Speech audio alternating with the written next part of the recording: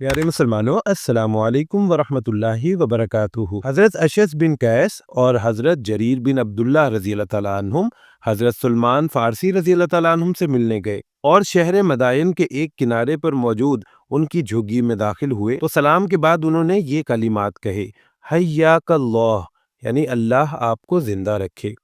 اس کے بعد انہوں نے ان سے پوچھا کہ کیا آپ ہی سلمان فارسی رضی اللہ تعالیٰ عنہم ہیں؟ تو انہوں نے کہا جی ہاں۔ تو پھر انہوں نے یہ تصدیق کی کہ آپ ہی نبی پاک صلی اللہ علیہ وآلہ وسلم کے ساتھی ہیں۔ حضرت سلمان نے آگے سے کہا کہ معلوم نہیں۔ اب ان کے کہنے کا یہاں پر مقصد یہ تھا کہ نبی پاک صلی اللہ علیہ وآلہ وسلم کا ساتھی تو وہ ہوگا جو پیارے آقا کے ساتھ جنت میں داخل ہوگا، لیکن ابھی تک کیونکہ میں اس دنیا سے نہیں گیا تو میرا خاتمہ نہ جانے ایمان پر ہو یا نہ ہو۔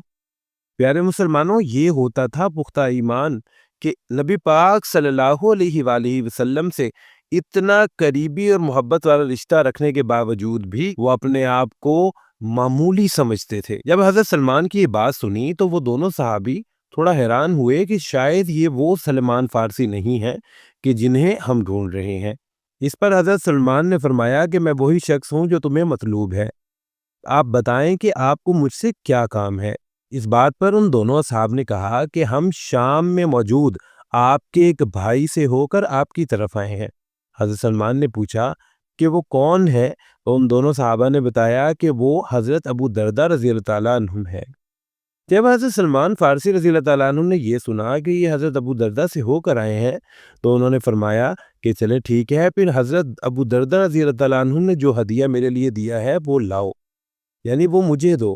اب وہ دونوں صحابی پریشان ہو گئے کہ انہوں نے تو ہمیں کوئی ہدیہ ایسا نہیں دیا کہ جو آپ کو دینا تھا، لیکن حضرت سلمان فارسی رضی اللہ تعالیٰ عنہ نے فرمایا کہ خدا کا خوف کرو، جو ہدیہ انہوں نے تمہیں میرے لیے دیا ہے وہ مجھے دے دو، کیونکہ آج تک جو بھی ان کی طرف سے آیا ہے وہ ہدیہ لے کر آیا ہے۔ اب وہ دونوں صحابی پریشان ہوئے کہ آپ ہم پر کوئی مقدمہ نہ بنائیں، ہمارے پاس جو سامان ہے آپ اس میں سے جو چاہیں لے لیں، لیکن انہوں نے ہمیں آپ کے لیے کوئی بھی ہدیہ نہیں دیا۔ حضرت سلمان فارسی رضی اللہ تعالیٰ عنہ نے فرمایا کہ میں تم سے کوئی ساز و سامان نہیں لینا چاہتا، میں تو بس وہ ہدیہ لینا چاہتا ہوں جو انہوں نے تمہارے ساتھ بھیجا ہے۔ اب ان اصحاب نے قسم اٹھائی کہ اللہ کی قسم ہے انہوں نے کوئی ہدیہ ہمارے ہاتھ نہیں بھیجا، انہوں نے تو بس اتنا کہا تھا کہ تم لوگوں میں ایک صاحب رہتے ہیں جو اتنے قابل احترام ہیں کہ حضور جب انہیں بلاتے تھے اکیلے میں تو ان کے ساتھ اکیلے میں گفتگو فرمایا کرتے تھے اور دوسرے کسی کو نہیں بلاتے تھے،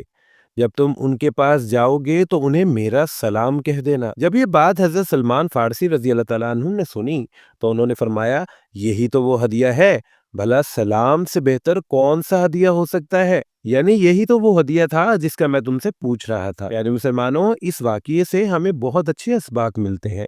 پہلے تو یہ کہ جو اللہ والے ہوتے ہیں وہ بڑی ہی عاجزی سے زندگی گزارتے ہیں، ان کی نظریں اپنے اللہ اور اللہ کے رسول کے احکامات پر لگی رہتی ہیں کہ کہیں کوئی ایسی غلطی نہ ہو جائے کہ جس سے اللہ اور اللہ پاک کے رسول ہم سے ناراض ہو جائیں۔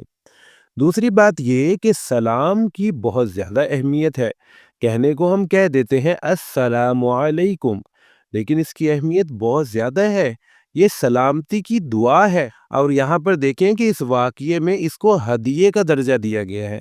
اللہ پاک ہمیں بھی یہ توفیق عطا فرمائیں کہ ہم جب بھی ایک دوسرے سے ملیں تو سلام کریں، یعنی ایک دوسرے کو سلامتی کی دعا دیں، اور اللہ پاک ہم سب کو ہدایت عطا فرما دیں۔ آمین ثم آمین۔